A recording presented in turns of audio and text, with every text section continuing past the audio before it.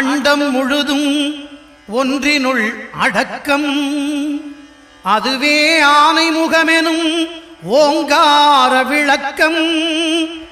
சுழலும் கோள்கள் அவன் சொல் கேட்கும். அவனை தொழுதால் போதும் நல்லதே நடக்கும். ஆனை முகனை தொழுதால் நவக்கிரகங்களும் மகிழும். நல்லதே நடக்கும், நல்லதே நடக்கும்.